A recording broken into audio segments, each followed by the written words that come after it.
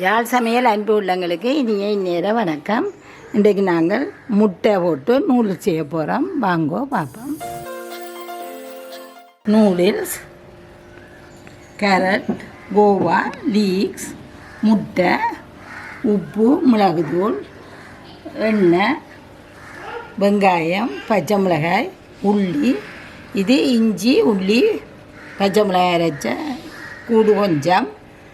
இது சித்த மிளகாயை தண்ணிக்குள்ள போட்டு நல்லா கொதி தண்ணிக்குள்ள போட்டு அவிய விட்டுட்டு அதையும், இது பச்சை உள்ளி அவிக்கவே இல்லை, பச்சை உள்ளி. இந்த உள்ளியையும் தோலோடு வச்சுருக்கிறோம். இதை இப்போ அரைச்சி கூழாக எடுக்க போகிறோம். இதை அரைச்சி கொண்டு வருவோம். நாங்கள் அரைச்சி கொண்டு வந்துட்டோம்.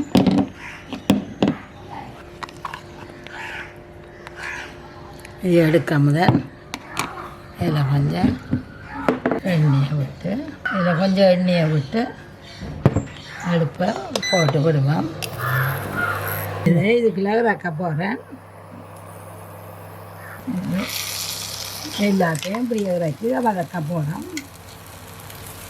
இது நல்ல வாசமான ஒரு சோஸ் மாதிரி வரும் உங்களுக்கு. இது சித்த மிளகாய் அவிச்சது. உள்ளி அவிக்க இல்லை, பச்சையாக போட்டு நாங்கள்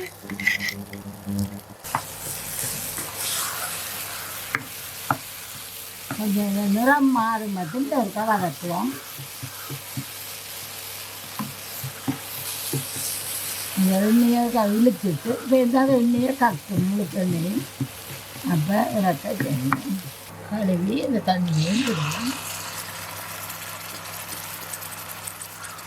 இதுக்கெல்லாம் இந்த சோஸுக்கு அளவான உப்பு போடுவோம். கொஞ்சம் போடுவோம்.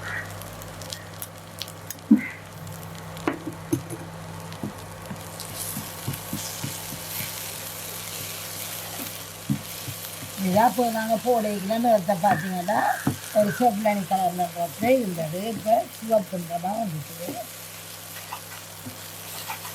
கொஞ்சம் மெல்லிய நெருப்பிலேயே செய்யுங்க. இது பாருங்க, இந்த மாதிரி கலர் மாதிரி வந்துட்டு இப்போ நாங்கள் இறக்க போகிறோம்.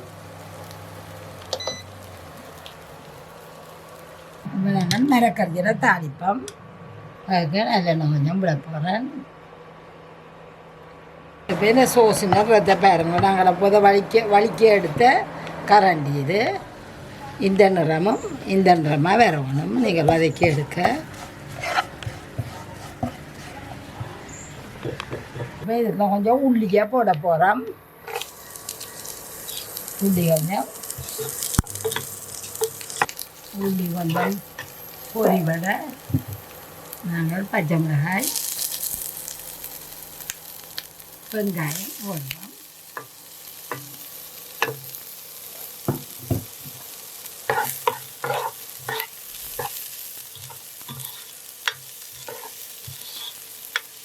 கொஞ்சம் உப்பை தூவோம். ஹெவியாக வதங்கணும். வெங்காயம் வதங்கிட்டுது. நாங்கள் இந்த உள்ளி, இஞ்சி, பச்சை மிளகாய் 3 மிளச்சோட கொஞ்சம் போடுவோம்.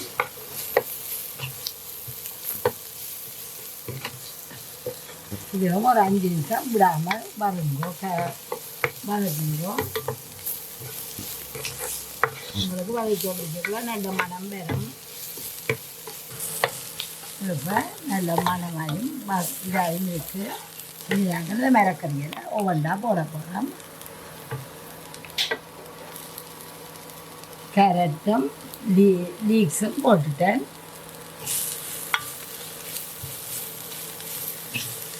இது நேரம் பழக்க தேவையில்லை. ஒரு அரை அவியலாக வந்தால் காணும். இதுக்கு இப்போ கோவாவையும் போட போகிறேன்.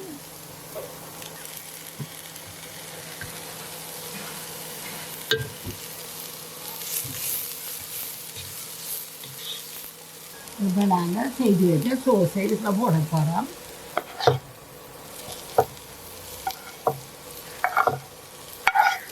இதுக்குள்ள ஒரு 25 சித்த மிளகாயும் ஒரு உள்ளியும் போட்டாங்க. நல்லா கலந்து எல்லாத்தோடையும் கலக்கிற மாதிரி விரும்புவோம். இப்போ அந்த கட்டி மாதிரி இருந்தது நாங்கள் எல்லாத்தோடையும் செய்கிற நல்ல வடிவாக சேர் வச்சுட்டு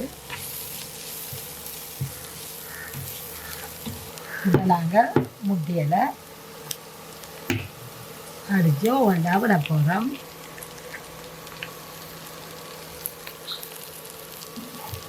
பார்த்து பார்த்து விடுங்கோ.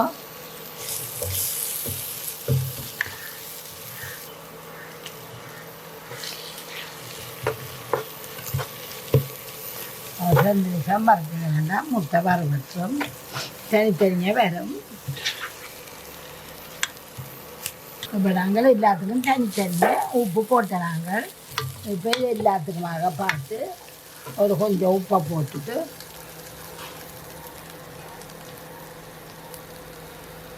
இதை நாங்கள் இறக்க போகிறோம். இப்போ தனித்தனியாக வந்துட்டு பாருங்க, தனித்தனியாக நம்ம வந்துட்டுது மஞ்சள் மாதிரி இல்லை. இதை இறக்கி போட்டு நூடுல்ஸ் அவிய போட போகிறோம். இதை நாங்கள் இறக்கி வைப்போம். தண்ணியை கொதிக்க வைப்போம். தண்ணியை நல்லா கொதிச்சிட்டுது. நாங்கள் இப்போ இதுக்குள்ள ஒரு கரண்டி மாஜெண்ணெய் தான் விட போகிறோம். நீங்கள் இந்த எண்ணெய் எண்ணெய்னா சின்ன கரண்டி எண்ணெய் 3 4 உருளைன் இந்த தண்ணிக்கு ஏற்ற உப்பையும் போடுவோம். இதை 1 நிமிஷம் மூடி போட்டு திறந்து நூடுல்ஸை போட போகிறோம்.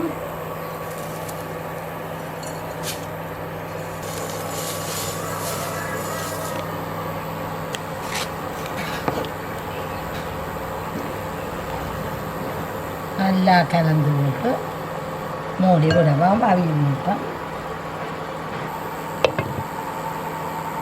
பொங்க வரும் பக்கத்துலேயே நில்லுங்கோ. அவிகையில் நீங்கள் தொட்டு பார்த்தீங்கன்னா தெரியும் அவிஞ்சா. இது அவிகையில் நல்லா அவியட்டும். பக்கத்தில் நில்லுங்கோ. பொங்கி வந்து பொங்குனா தூக்கி விடுங்க மூடிய. இப்போ நல்லா கொதித்து அவிஞ்சிட்டுது.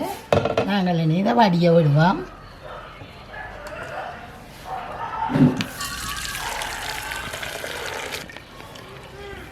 பெரிய பெரிய சட்டியை முதல் வதக்கிற சட்டியை கொண்டு அடுப்பில் வச்சுட்டோம்.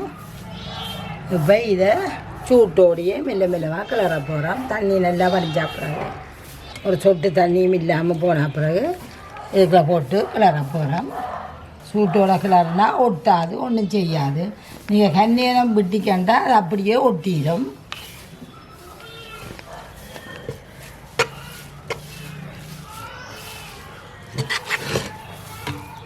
தண்ணி நல்லா ஒட்டவாக வடிக்க விட்டா பிறகு கிளறுங்கோ.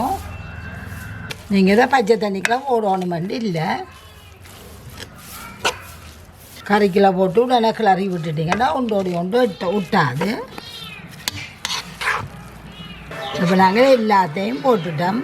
பாருங்கோ, இனி நல்லா ஆற நல்ல உதிரி உதிரியாக நல்ல வடிவாக வரும். இப்போ நாங்கள் பச்சை தண்ணிக்குள்ளேயே இந்த நூடுல்ஸ் அவிச்ச நூடுல்ஸாக போட இல்லை. சுட சுட கறிக்கில் போட்டு கிளறிட்டோம்.